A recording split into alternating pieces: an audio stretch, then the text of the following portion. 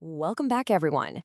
So, if you've ever tried to teach, a really profound life lesson to a kid only to be met with a total blank stare or worse, a full-blown tantrum, well, you are absolutely in the right place. In today's explainer, we're diving straight into Sean Covey's The 7 Habits of Happy Kids. It's this incredible narrative journey that's specifically designed to instill those really foundational life skills in children. It literally translates adult-level self-help into, honestly, pure magic. Let's just jump right in. Here's our roadmap for today. We're going to cover the philosophy of 7 Oaks, meet the characters, look at Habit 1, be proactive, Habit 2, plan ahead, and finally, wrap up with the Parent's Toolkit. All right, Section 1, the philosophy of 7 Oaks, making learning accessible. The book sets the stage instantly. Imagine entering a beautifully illustrated, colorful storybook map. Stepping into the space immediately signals to the reader, and crucially to the child, that we are in a rich, narrative-driven world. Covey totally understood that to teach kids effectively, you have to hook them with a captivating story, right? Not a dry lecture. You've got these incredibly fun places like Toodle's Toy Store and Tagalong Alley's Burrow, which makes the whole learning environment feel instantly inviting and completely ripe for exploration. And this really hits the nail on the head regarding the core belief behind this whole project. Author Sean Covey actually notes in his introductory letter, he says principles are like gravity. They are timeless, universal, and self-evident. He was initially pretty worried he'd have to water down these big concepts for kids, but he realized he didn't have to at all. Kids are actually surprisingly capable of grasping these natural laws of behavior, as long as they're presented clearly and in a visual way. So, what does this actually mean for the child and the family? Well, the core educational philosophy really centers on 3 main benefits. First off, it teaches timeless principles, things like responsibility, planning, and teamwork. Second, it equips families with a common behavioral language. So instead of just yelling or getting frustrated, parents and kids share this shared vocabulary, using phrases like putting first things first or thinking win-win. It's a total game changer. And third, it connects kids with really memorable, deeply relatable characters. Which brings us to Section 2, Meet the Characters, a truly diverse cast. Just to give you an idea of the contrasting personalities here, think about Goob Bear. He's this super friendly, easygoing outdoorsman who absolutely loves bugs. I mean, ants are literally his favorite. And then right alongside him, you have Jumper Rabbit. Jumper is this high-energy athlete who is obsessed with soccer, tennis, basketball, and seems to own every kind of sneaker imaginable. The contrast in their interests and their energy levels is just fantastic. And that diversity, it's definitely not an accident. It is a highly deliberate educational tool. By filling the village of 7 Oaks with such vastly different personalities, from the gadget-loving Sammy Squirrel to the incredibly artsy Lily Skunk, the book makes absolutely sure that every single child reading can find a reflection of themselves somewhere in those pages. Because when kids actually see themselves in a character, their investment in the story, and obviously the underlying lesson, just skyrockets. All right, let's dive into the specifics. Section 3, Habit 1, be proactive. This is Sammy Squirrel's story. Okay. Every parent or caregiver tuning into this explainer knows the dreaded "I'm bored" complaint. It is completely universal, right? And that is exactly how Sammy starts his day in this narrative. He is incredibly frustrated, basically just waiting around for his mom or his twin sister, Sophie, to magically solve his lack of entertainment. He is entirely dependent on external people to make him happy. So the story follows Sammy as he goes around visiting his friends, really hoping someone will just entertain him. He stops by Lily Skunk, who is having a great time painting. He visits Pokey the porcupine, Goob, Jumper, but Sammy just rejects all of their activities. Painting sounds boring to him, looking at ants is creepy, and he really doesn't want to play basketball. It's the perfect illustration of what happens when a child relies entirely on external forces to have fun. Nothing is ever quite right because, well, they aren't taking ownership of it. And this brings us right to the turning point of the whole story. Sammy eventually ends up over at Tagalong Alley's house, complaining to Allie's granny that literally no one will help him have fun. Granny actually stops painting her porch and just delivers this hard truth to Sammy. She tells him, "You're in charge of having fun, not somebody else. You don't need others to make it happen. Just look around and think about it." That piece of Granny's brilliant advice directly translates to the core definition of Habit 1, be proactive. It literally means taking charge of your own life, your own choices, and your own happiness, instead of just playing the victim. It's all about showing children that they possess real agency. They have the power to dictate their own circumstances, rather than just sitting back and waiting for life to happen to them. And the great thing is, Sammy actually internalizes this lesson. He looks around, spots an old, broken radio, and takes it home. Now, remember from his character bio earlier, the kid loves gadgets. So using his own natural talents, he spends hours fixing it up, tapes some ribbons to it, and proactively gifts it to his sick friend, Allie. He completely transforms his boredom into a massive proactive win, declaring, "I finally figured out how to make my own fun." Such a great moment. To really make this stick, instead of just hoping kids get the metaphor, we can translate Sammy's proactive nature into actionable baby steps. These are super simple things kids can try literally today.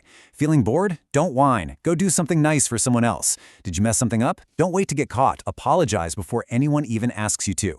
That is exactly how you stop playing the victim and start taking real ownership. Moving right along to Section 4, Habit 2. Plan ahead. Let's look at Goob Bear's dilemma.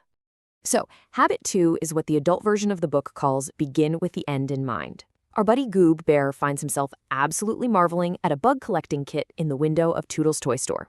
Now, it costs $4. And let's be real, $4 is an absolute fortune when you currently have $0.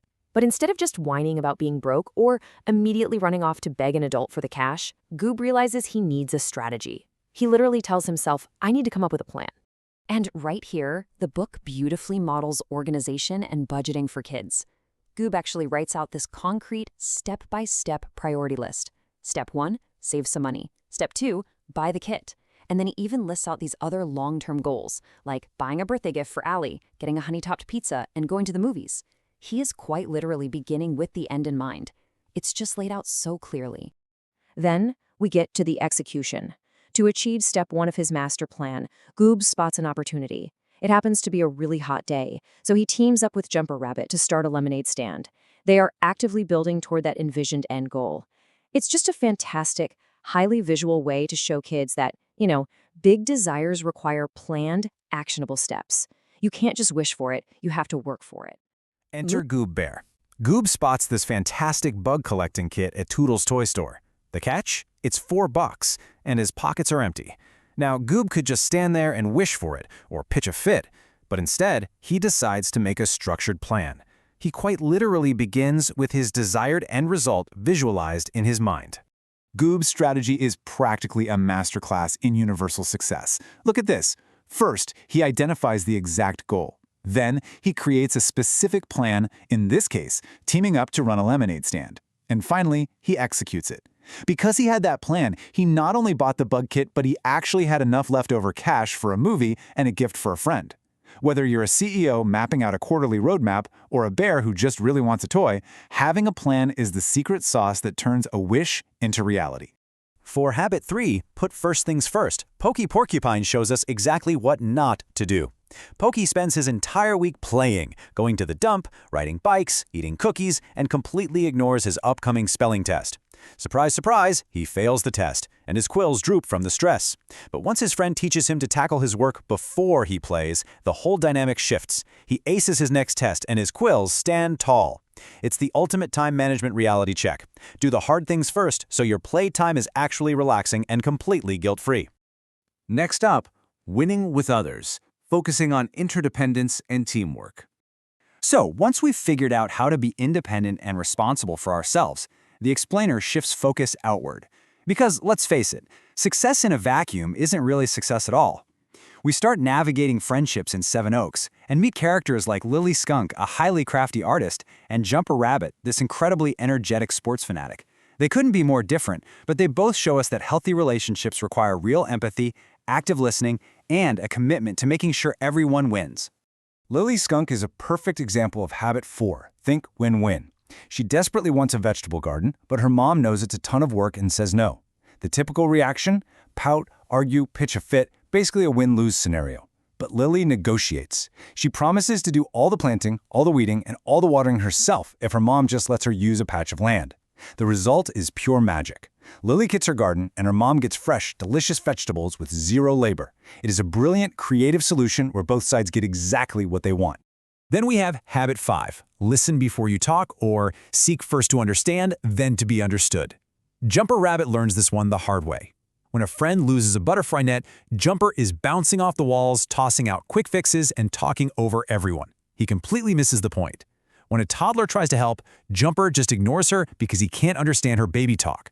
He finally realizes he has to stop bouncing, zip his lips, and listen with his eyes and his heart, not just his ears. Only by actually observing body language does he realize the toddler is pointing right at the lost net. All of this teamwork perfectly sets up habit 6, synergize. When the Seven Oaks gang plays the intimidating Big Bad Badgers in a soccer game, they are getting absolutely crushed because everyone is playing selfishly. But then, they figure out how to synergize. They take their unique physical differences and build a strategy around them. Pokey uses his pointy quills for an impenetrable defense, Sammy uses his bushy tail for flawless passing, and Tiny Allie uses her small size to sneak right in for a surprise goal. They learn that synergy means 1 + 1 = 10. Together is always, always better. All right, moving to our third act, finding your balance, which brings us to habit 7, sharpen the saw. After all that hard work and socializing, we really need to slow things down. It's a crucial reminder that to keep growing, you have to maintain your own well-being. You literally can't pour from an empty cup. Take Sophie Squirrel. She is brilliant, loves big words, loves math. But she gets so utterly obsessed with reading that she neglects literally everything else. She stops playing, she stops resting, and she gets so exhausted she falls asleep in class. Sophie teaches us the very hard lesson that over-focusing on just one area of your life, even a totally positive one like learning, leads straight to burnout. Sharpening the saw comes down to balancing 4 distinct parts of your life, for kids and adults alike. Your body needs exercise and sleep. Your brain needs reading and learning. Your heart needs connection with friends and family. And your soul needs quiet time, peace, or just some time out in nature.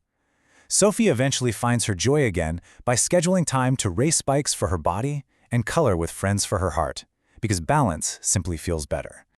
Finally, let's wrap up with bringing the habits home, creating a common language. It's one thing to understand these concepts, but actually applying them, that is the real game changer. By sharing the stories of Seven Oaks, parents and educators are doing something incredibly powerful. They are giving kids a shared vocabulary. When a kid is fighting over a toy, you don't have to give a massive lecture. You just say, hey, how can we find a win-win here? When it's homework time before TV, you just gently remind them to put first things first. This common language is a total shortcut. It lets you navigate daily hurdles without the usual friction and tantrums. So, which of these baby steps will you introduce first to help the young learners in your life build a foundation of true effectiveness? Are you going to encourage them to take charge of their own boredom, or maybe help them map out a goal chart for that toy they really want? Remember, these principles are just like gravity. They are always at work no matter what. The only real question is whether we're going to teach our kids how to fly with them or just let them fall. So here's my question for you. How will you empower the kids in your life to master the gravity of these natural laws today? Thanks for joining me on this deep dive into Seven Oaks.